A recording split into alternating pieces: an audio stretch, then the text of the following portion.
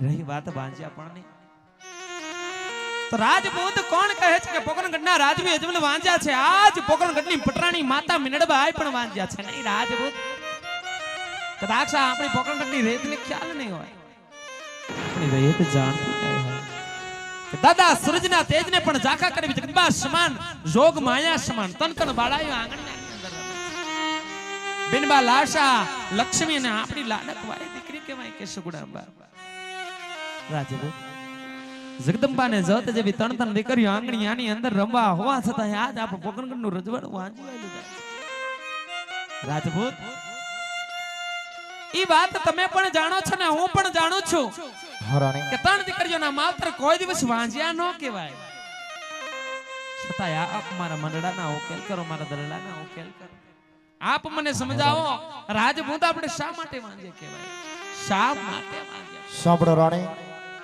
આજે તમે વાત કરો છો રાણી કે ચંદ્રમાના તેજને પણ ઝાંખી પાડે એવી રાણી સત્ય વાત છે ત્રણ ત્રણ દીકરીઓ દરબાર ગઢની અંદર અમે છે રાણી હા રાજન પણ રાણી એ તો આપણી રેત પણ જાણે છે રાણી પણ રાણી કદાચ એક વાત તમે જાણતા નથી સતી કે દીકરીએ કોઈના રાજ રહ્યા નથી આપણા પણ રહેવાના નથી રાણી ભાડો બોબડો લુલો લંગડો એક પુત્ર હોત ને રાણી તો આજ મારા ગયા પછી રાણી આપણી રાજગાદી સંભાળે તો રાણી એટલું જ નહીં રાણી જે મઢમતીની અંદર માં હિંગળાજનો દીવો બળે ને રાણી મારા ગયા પછી આ દીવામાં દિવેલપુર નાર પણ કોઈ નહીં હોય રાણી તો રાણી જો તમે રજા આપતા હોય ને સતી તો કાશી વિશ્વનાથ ચડી ઘોર તપસ્યા કરીને પુત્રનું વરદાન મેળવું રાણી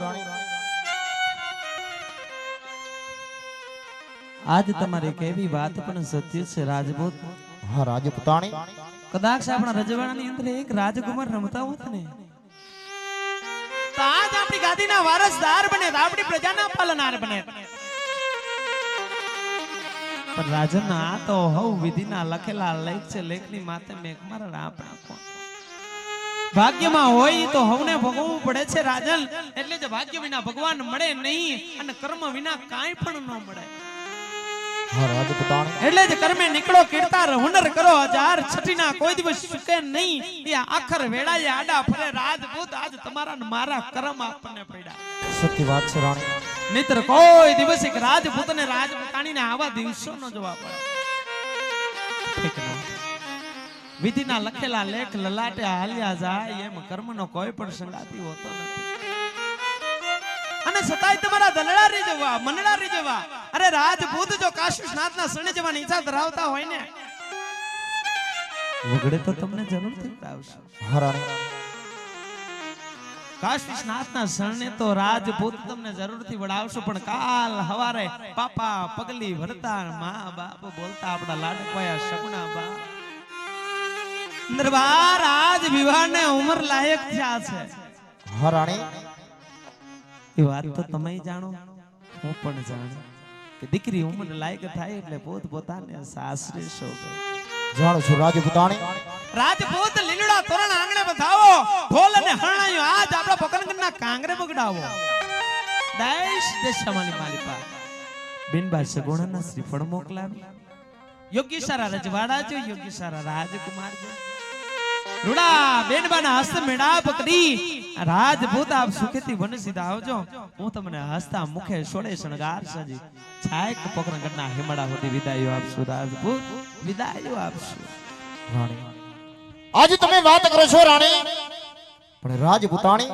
આજે તમારા જમણા હાથનું વચન જોઈ છે રાણી કે દીકરી સગુણા બાને સાસરે વડાવ્યા બાદ એક પણ ક્ષણનો વિલાપ કર્યા વગર આંખમાં આંસુ આવ્યા વગર રાણી હસતા મુખે વન જવાની રજા આપશો રાણી હું મારી સાથે વચને બંધાવ રાણી રાજપૂત આપ શેની માંગણી કરો છો એની તો તમને ખ્યાલ હશે જાણશો રાણી દરબાર લીવડા માંડવા હેઠ જ્યારે તમ સંગાતે સાત ફેરા ફરી ત્યારે આ રાજપૂતાણી તમારા કોલને બોલે બલદાણી આપે દરબાર આજ તમારા સુખમાં સુખી રહીશ ને તમારા દુઃખની અંદર આ રાજપૂતાણી દુખી રહે સતા તમારા દલડા રીજવા અને મનડા રીજવા રાજપૂત એક રાજપૂતાણી તમને વચને બંધાય છે, કોલે ને બોલે બંધાય છે કે બેનબા સગુણાના વિવાહ વિશાળ બાદ આંખની અંદર એક પણ આંસુડું પાડ્યા વગર અને એક ક્ષણ પણ વિલંબ કર્યા વગર નાથ તમને પોકરણગઢના હિમડા વધી વિદાયમાં આપશો. આ મિનડભાઈ તમને જમણા હાથે વચન બંધાય છે, રાજપૂત વચને બંધાય છે.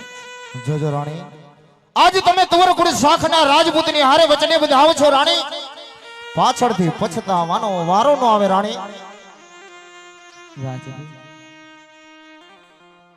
કદાચ ધણી તમે બારવટિયાની અંદર જાતા હોય ને તો હાથમાં શમશેર લઈ અને નાથ કપારે તિલક દઈ અને રાજપૂત તમને યુદ્ધ મેદાનની અંદર વડાવે. સ્વામી, આ તો તમે બગડો બેઠવાની વાતો કરો છો.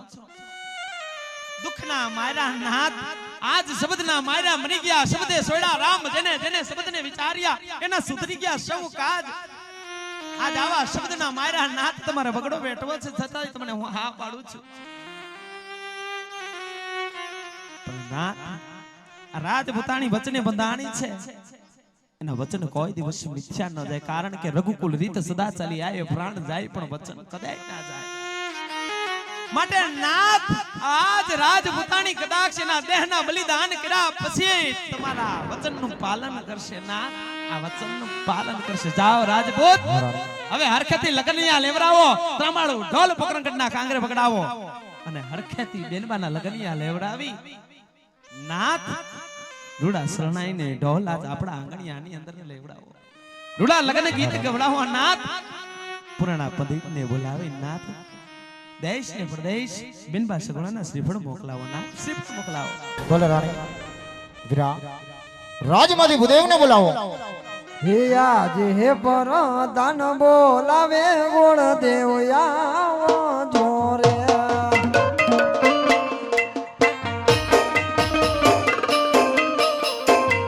હે આવજો રાજને દરબાર રજમાં પડ્યા તમારા કામ.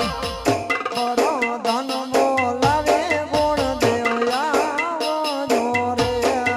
હે વપરદાનના બોલાયા ગોર દેવ આવી રે.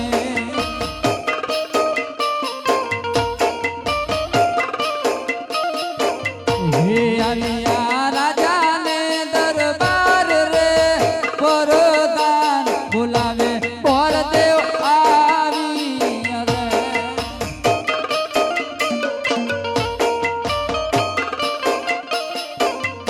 એ કહો મારા સુરે પડીએલ કામ રે, રાજ રે દરબારી તેડા મારા આરી રે.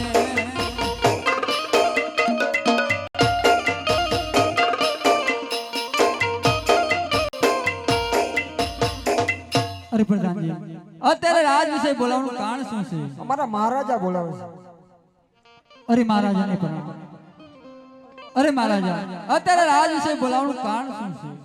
હા ભૂદેવ, રાજવી અજમલ તમારા ચરણોની અંદર વંદન કરે છે. હા મહારાજા. હા ભૂદેવ, બોલાવવાનું કારણ તો એટલું છે કે મારી દીકરી સગુણા હજુ 16 વર્ષના ઉંમરલાયક થઈ ચૂક્યા છે, તો તેમના લીવડા શ્રીફળ લઈ અને તમારે જવાનું છે ભૂદેવ. હા મહારાજા, પણ મહારાજા આજ ક્યાં દેશ જવું અને ક્યાં દેશ ના જવું? હા ભૂદેવ, હજુ દેશ જાજો, પરદેશ જાજો, પણ એક પિંગલગઢ ને જતા ભૂદેવ. અરે મહારાજા, બેંગલગઢ નહીં જવાનું કારણ? સાંભળો ભૂદેવ, ન જવાનું કારણ તો એટલું છે કે મારે ને રાજવી બિહારને આજે 20 વર્ષથી વેર ચાલે છે. એટલું જ નહીં, 22 વર્ષના બોલા છે, એટલા માટે પિંગલગઢનો રસ્તો નહીં લેતા ભૂદેવ. હા મહારાજા, પણ આજ હું કહું અને તમે સાંભળો. કહો ભૂદેવ. અરે મહારાજા, જ્યાં હું નારીનો શિકાર કરું ત્યાં તમારે શિકાર પણ કરવો પડશે, તો પિંગલગઢ નહીં જાઉં મહારાજા. હા ભૂદેવ, હજુ મારી દીકરી સગુણાનો જે રાજ્યની અંદર સુપરજી લેવા આવો ને ભૂદેવ, રાજવી અજમલ માટે માન્ય રહેશે ભૂદેવ. બહુ સારું મહારાજા,